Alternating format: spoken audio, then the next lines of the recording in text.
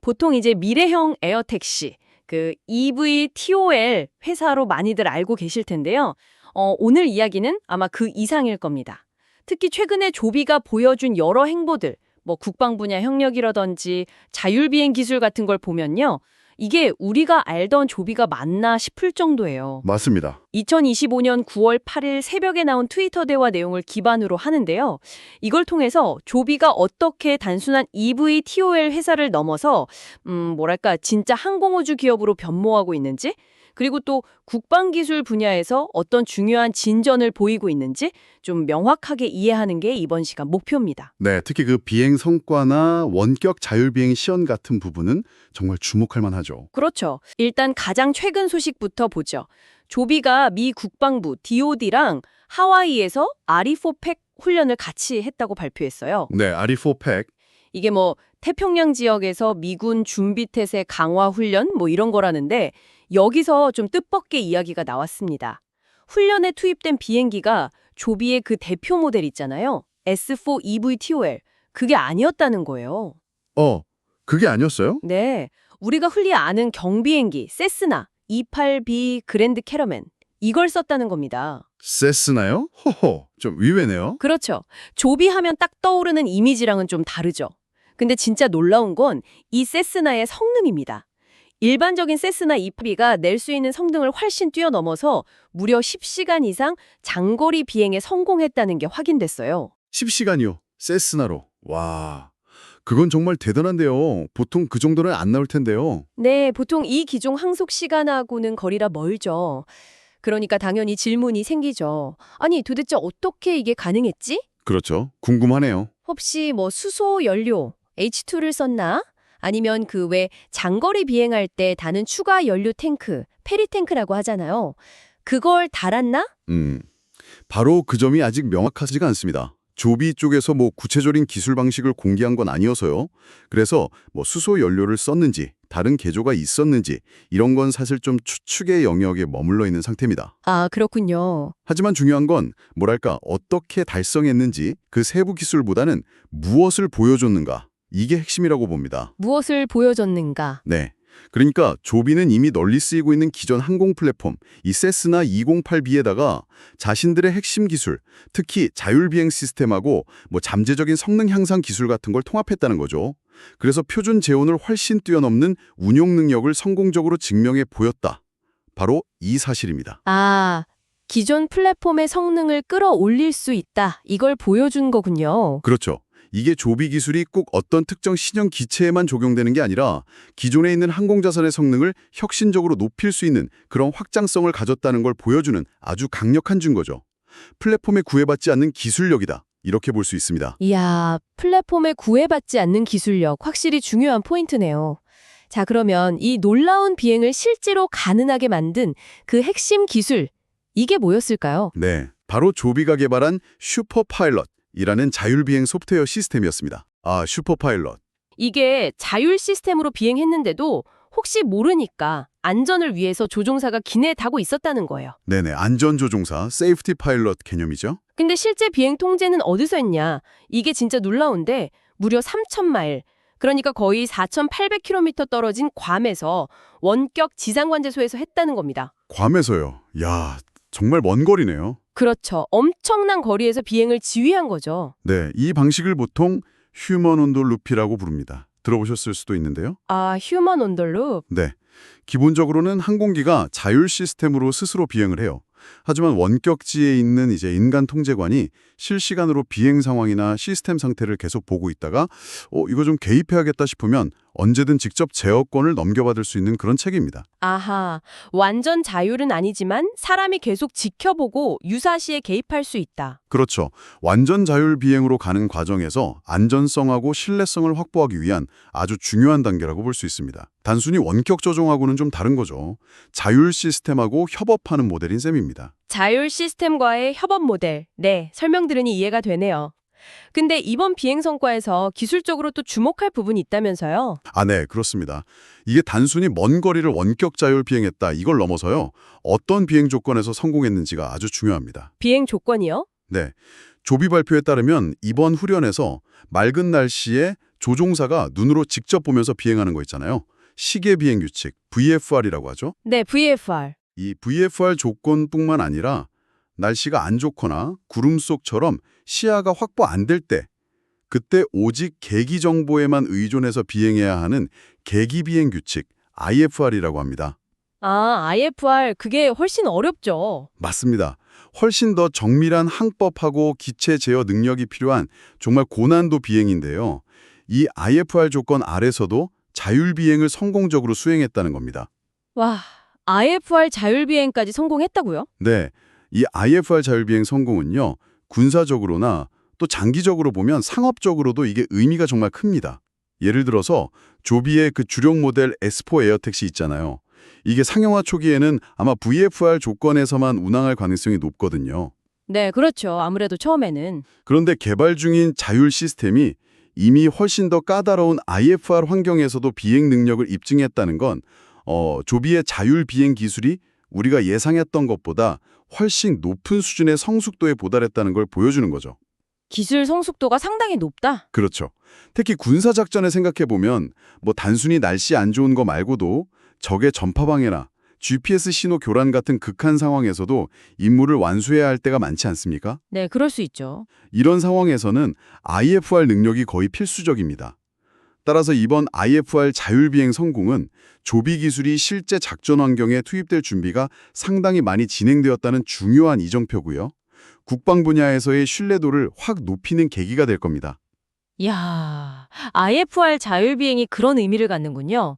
정말 단순한 기술 시연을 넘어서 실제 운영 가능성을 보여준 셈이네요. 네, 맞습니다. 결국 이번 아리포팍 훈련은 조비의 기술력을 보여주는 걸 넘어서 어쩌면 현재 미 국방부가 안고 있는 좀 실질적인 고민거리 있잖아요. 이걸 해결할 수 있는 가능성을 보여줬다는 점에서 더 큰 의미가 있는 것 같아요. 어떤 고민을 말씀하시는 거죠? 그 외에 국방부가 지금 소량이지만 아주 중요한 화물들, 예를 들면 뭐 긴급 수리 부품이나 의약품 같은 거요. 이런 걸 좀 위험하거나 접근하기 어려운 지역, 특히 태평양의 외딴섬 같은 곳으로 빠르고 안전하게 보내야 하는 과제가 있다고 하더라고요. 아, 네네. 그 문제요. 맞습니다. 기존에는 이런 임무에도 뭐 C-130이나 C-17 같은 큰 수송기를 보내야 했잖아요. 그렇죠. 비효율적이었죠. 네, 이게 뭐 비용도 비용이지만 그 큰 비행기 자체가 적에게 노출되기도 쉽고 위험 부담도 크고요. 맞습니다.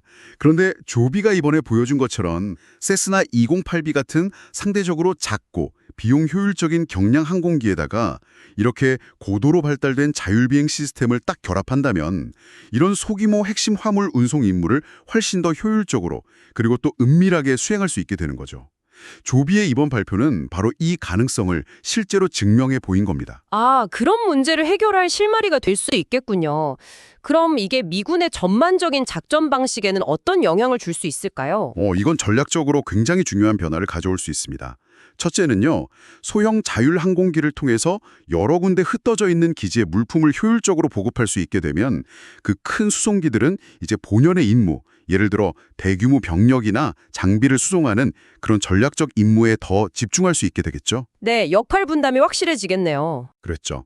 둘째는 태평양처럼 엄청 넓은 작전 구역에 막 흩어져 있는 수많은 섬 기지들, 여기에 대한 보급이 미군의 오랜 골칫거리 중 하나였거든요. 아, 그렇죠. 워낙 넓으니까. 네. 근데 이 소형 자율기를 활용하면 이 문제를 해결하는 데 큰 도움이 될 수 있습니다.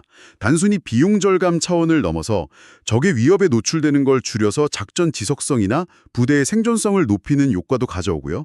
이게 바로 현재 미군이 적극적으로 추진하고 있는 분산 작전이나 민첩 기지 운용 ACE 개념하고 정확히 맞아떨어집니다. 아, ACA 개념이요? 네, ACE가 필요에 따라서 신속하게 소규모 기지를 옮겨 다니면서 작전하는 방식인데 이런 환경에서는 유연하고 빠른 보급 능력이 핵심이거든요. 조비의 기술이 바로 이 부분을 딱 채워줄 수 있다는 겁니다. 와, 미군의 미래 작전 개념을 구현하는 데 아주 핵심적인 역할을 할 수 있다 이 말씀이시나요?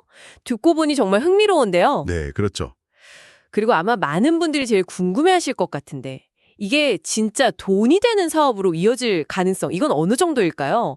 단순 연구 개발이 아니라 실제 매출로요. 네, 바로 그 점이 이번 분석에서 주목해야 할 핵심 중 하나입니다. 저희가 본 소스에 따르면요, 조비는 이 국방 분야 사업을 통해서 빠르면 2026년에서 2027년경부터 실질적인 매출을 발생시킬 수 있을 걸로 전망됩니다. 2026년에서 2027년이요? 생각보다 빠른데요? 네, 그렇죠. 이게 현재 조비가 가장 공들여 추진 중인 FAA의 상업용 에어택시 서비스 인증하고는 별개로 진행될 수 있는 거거든요. 상당히 구체적이고 가시적인 수익 모델이라는 점에서 아주 중요합니다. 그냥 막연한 미래에 대한 기대감이 아니라 이미 확인된 국방 수요가 있고 또 이번 훈련을 통해 기술력도 입증했잖아요. 이걸 바탕으로 한 비교적 단기적인 매출 발생 가능성이 있다는 거죠. 이게 회사의 재무적 안정성을 확보하는 데 큰 도움이 될 수 있습니다. 국방 분야에서 먼저 실질적인 수익을 낼 수 있다. 야, 이거 정말 중요한 포인트네요.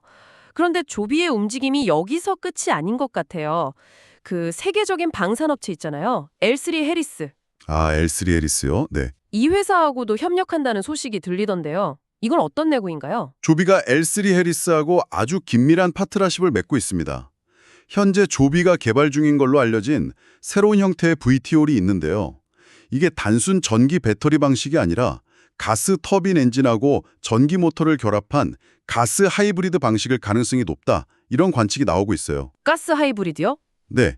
그리고 이 기체가 바로 L3 해리스와의 협력을 통해 개발되는 소위 L3 변형 모델일 수 있다. 이런 분석입니다. 심지어 소스에서는 이 기체가 이미 제작 단계에 들어갔을 가능성까지 언급하고 있습니다. 제작 단계요? 와. 네. 이건 단순히 기존 S4 EVT 설계를 조금 바꾸는 수준이 아니라 군사적인 요구에 맞춰서 훨씬 더 긴 항속거리나 더 높은 탑재량 아니면 특수한 임무 장비를 실을 수 있는 능력 같은 걸 갖춘 완전히 새로운 플랫폼일 가능성을 보여주는 거죠. 가스 하이브리드 VTOL이라 이게 순수 전기 방식하고는 어떤 차이가 있고 군사적으로는 어떤 장점이 있을까요? 가장 큰 차이는 역시 운용 범위하고 지속성입니다.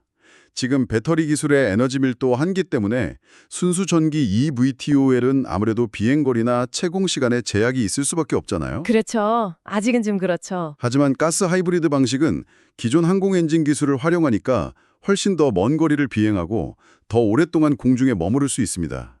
이게 단순히 도심 내 단거리 이동 수단인 UAM을 넘어서는 다양한 활용 가능성을 열어주는 거죠. 예를 들면 어떤 게 있을까요? 예를 들면 아주 넓은 지역을 감시하는 정보, 감시, 정찰, ISR 임무라든지 아니면 먼 거리에 있는 부대에 보급품을 전달하는 군수 지원, 혹은 특수부대 침투나 퇴출 지원 같은 군사작전에 아주 유용하게 쓰일 수 있습니다.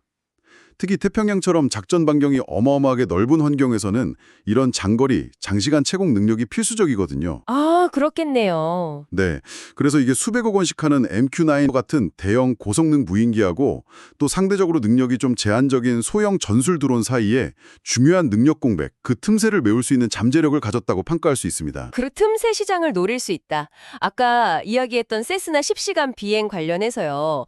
만약에 정말로 수소 연료? H2 시스템이 일부라도 테스트되었을 가능성이 있다면 그건 또 어떤 의미를 가질 수 있을까요? 만약에 정말 수소 연료가 실제로 사용되었다면 그 군사적인 함의는 정말 상상 이상으로 커질 수 있습니다. 상상 이상이요? 네, 이게 단순히 지금 주로 쓰는 JP-8 같은 표준 군용 항공유 의존도를 낮춘다? 이 차원을 넘어설 수 있다는 거죠. 잠재적으로는요, 작전 현장에서 태양광이나 풍력 같은 신재생 에너지를 이용해서 물을 전기분해해요. 그래서 수소를 생산하고 그걸 바로 항공기 연료로 쓰는 아주 혁신적인 군수 지원 체계로 발전할 수도 있습니다. 현장에서 연료를 만든다고요? 와. 그렇죠. 지금 군사작전의 가장 큰 약점 중 하나가 길고 복잡하고 또 적에게 노출되기 쉬운 연료 보급망이거든요. 근데 만약 현지에서 연료를 조달할 수 있다면 이 아킬레스건을 극복하는 아주 중요한 전략적 돌파구가 될 수 있습니다. 이야. 물론 아직 확인된 사실은 아니고 어디까지나 가능성에 대한 이야기입니다만 조비가 이런 첨단 기술까지 염두에 두고 있을 가능성을 충분히 주목해 볼 만합니다. 네, 듣고 보니 조비는 정말 우리가 흔히 생각하는 에어택시 회사라는 그 범주를 훨씬 넘어서는 활동을 하고 있네요. 그렇죠. 그래서인지 그 소스에서는 조비를 더 이상 조비 에비에이션이 아니라 조비 에어로스페이스, 그러니까 항공 우주 기업으로 불러야 한다. 이런 주장까지 나왔더라고요. 이런 주장이 나오는 배경은 뭘까요? 그 이유는 꽤 명확해 보입니다. 조비의 상징적인 모델인 S4 EV ETOL이 상업 운항을 하려면 FAA 인증을 받아야 하는데 이건 아직 시간이 좀 더 필요한 과제잖아요. 네, 그렇죠. 아직 진행 중이죠. 하지만 그와는 별개로 오늘 저희가 살펴본 국방 분야 계약이라든지 이걸 뒷받침하는 슈퍼파일럿 자율비행 기술, 그리고 잠재적인 신형 기체 개발 같은 것들은 이미 실용화나 상용화에 상당히 가까워졌거나 일부는 이미 그 단계에 들어섰다고 볼 수 있기 때문입니다. 이미 실질적인 성과를 내고 있다. 이런 관점이군요. 정확합니다. 그런 기업으로 봐야 한다는 거죠. 그렇다면 앞으로 한 1년에서 1년 반, 그러니까 12개월에서 18개월 정도의 기간이 조비에게는 정말 굉장히 중요한 시기가 되겠네요. 맞습니다. 바로 그 시기입니다. 이 기간 동안 조비는 아마 2개의 강력한 성장 엔진을 동시에 돌릴 가능성이 높습니다. 2개의 엔진이요? 네, 한쪽에서는 국방 분야에서 실질적인 매출이 나오기 시작하면서 회사의 재정 기반을 탄탄하게 다지고, 다른 한쪽에서는 상업용 S4 에어택시의 FAI 인증 절차에서 중요한 진전을 이루면서 미래 성장 동력을 확보하는 거죠. 이른바 투트랙 상장 전략을 추진할 것으로 보입니다. 투트랙 전략. 네, 이 두 축이 앞으로 얼마나 성공적으로 잘 맞물려서 돌아가느냐, 이게 앞으로 조비의 기업 가치를 결정하는 아주 중요한 변수가 될 겁니다. 이런 변화를 혹시 현장에서 직접 본 사람 이야기도 있다고요? 아, 네. 최근에 조비의 그 마리나 시설을 방문했던 맥이라는 인물의 증언이 좀 흥미롭습니다. 맥이요? 네, 이분이 NDA, 비밀 유지 협약 때문에 구체적인 내용은 밝히지 못했지만 현장에서 L3 해리스 관계자로 보이는 사람들을 봤다고 언급했어요. 아, 진짜요? L3 해리스 관계자들을요? 네, 그리고 또 우리가 일반적으로 아는 그 S4 EVTOL 말고도 다른 형태의 기체들이 개발 중이거나 전시되어 있는 것 같은 인상을 살짝 암시했습니다. 오, 다른 기체들. 이게 앞서 말씀드린 가스 하이브리드 VTO이나 다른 국방용 플랫폼 개발 가능성을 뒷받침하는 정황 증거가 될 수도 있는 거죠. 그렇군요. 그 방문객이 느낀 조비 내부 분위기는 좀 어땠다고 하던가요? 넥은 조비 내부 분위기가 겉으로 보이는 화려한 마케팅이나 과장된 홍보보다는 정말 실제로 작동하는 제품을 조용히 만들어내는 데 집중하는 그런 엔지니어 중심의 문화였다고 전했습니다. 아, 엔지니어 중심. 네, 소위 show don't tell, 말보다는 결과로 보여준다. 이런 접근 방식이 아주 강하게 느껴졌다고 하더라고요. 실력으로 보여주겠다? 이런 거군요. 그렇죠. 이건 투자자들한테 단기적인 기대감을 막 주기보다는 장기적인 기술 완성도나 신뢰성 구축에 집중하고 있다는 꽤 긍정적인 신호로 해석될 수 있습니다. 조용히 내실을 다지고 있다. 이런 느낌이네요. 그럼 앞으로 대중적인 인지도를 확 높일 만한 그런 계기도 있을까요? 예를 들어 에어쇼 같은 행사에서 뭔가 확 보여준다든지. 충분히 가능성이 있다고 봅니다. 앞으로 열릴 캘리포니아 국제 에어쇼 같은 주요 행사에서 조비가 지금까지 좀 비밀리에 개발해온 새로운 기술이나 기체를 깜짝 공개하면서 대중의 폭발적인 관심을 끌 수도 있죠. 오! 깜짝 공개! 사실 조비가 기술력은 정말 뛰어난데 그에 비해서 대중적으로 막 크게 회자되는 이른바 바이럴 모멘트라고 하죠. 그런 건 좀 상대적으로 부족했거든요. 맞아요. 좀 그런 면이 있었죠. 그런데 이번 REFRP 훈련 결과라든지 L3 해리스와의 협력, 아니면 잠재적인 신형 기체처럼 뭔가 실질적인 성과를 바탕으로 한 공개나 시연은 이전과는 정말 차원이 다른 파급력을 가질 수 있을 것으로 기대됩니다. 네, 오늘 조비 에어로스페이스에 대한 심층 분석을 통해서 정말 많은 새로운 사실과 관점을 얻을 수 있었습니다. 마지막으로 오늘 논의된 핵심 내용들 다시 한번 정리해 주실까요? 네, 좋습니다. 첫째, 리포팍 훈련은 조비의 슈퍼파일럿, 자율비행 시스템, 특히 까다로운 IFR 환경에서의 능력이 거의 실전 투입 수준에 근접했음을 보여줬다는 거. 이건 단순한 기술 시연을 넘어선 아주 중요한 성과입니다. 네, IFR 자율비행 성공. 둘째, 조비는 더 이상 그냥 eVTOL 개발사가 아니라 국방, 화물운송, 자율비행 기술 등등 아주 다양한 포트폴리오를 갖춘 종합항공우주 기업으로 빠르게 진화하고 있다는 점입니다. 항공우주 기업으로의 진화. 셋째, FAA 상업인증과는 별개로 2026년에서 2027년경부터 국방 분야에서 실질적인 매출 발생이 기대된다는 것. 이건 회사의 재무적 안정성을 크게 강화할 요인이죠. 네, 국방 매출. 넷째, L3 해리스와의 협력을 통해 개발 중인 것으로 보이는 가스 하이브리드 VTOL. 이게 군용 시장에서 새로운 기회를 만들어낼 잠재력이 아주 크다는 점입니다. 새로운 기체 가능성. 마지막으로 조비의 진정한 가치는 이 세 가지 축, 그러니까 상업용 S4 인증, 국방 매출 확대, 그리고 다변화된 항공우주 기업으로의 성공적인 전환, 이 세 가지가 어떻게 시너지를 내면서 성장하는지를 종합적으로 평가해야 할 것이라는 점입니다. 네, 명확한 요약 정말 감사합니다. 오늘 이야기 덕분에 조비에 대한 이해가 정말 한 단계 더 깊어진 것 같습니다. 네, 저도 이야기 나누면서 정리가 많이 됐습니다. 오늘 저희가 함께 살펴온 내용을 바탕으로 마지막으로 여러분께 한 가지 질문을 던지면서 마무리하고 싶습니다. 네, 어떤 질문이신가요? 조비는 기존 항공기인 세스나에다가 자사의 자율비행 기술을 적용하는 것만으로도 이미 국방 분야에서 상당한 신뢰와 기대를 얻고 있잖아요. 그렇죠. 그렇다면 주력 모델인 MES-4 eVTOL이 본격적으로 상업 운항을 시작하기 전이라도 이렇게 검증된 장거리 IFR 자율비행 기술이 국방 말고 다른 분야, 예를 들어 대규모 상업 물류 운송이라든지 아니면 넓은 지역의 환경 감시, 산불이나 해양 오염 같은 거요. 혹은 재난 발생했을 때 긴급 구호품 전달 같은 그런 민간 영역에는 어떻게 그리고 또 얼마나 빨리 적용될 수 있을까요? 아, 민간 분야의 적용 가능성? 네. 어쩌면 우리가 생각하는 것보다 훨씬 더 빠르게 조비의 기술이 다양한 산업 현장에서 예상치 못한 혁신을 가져올지도 모릅니다. 이 가능성에 대해서 여러분도 한번 깊이 생각해 보시면 어떨까 싶습니다.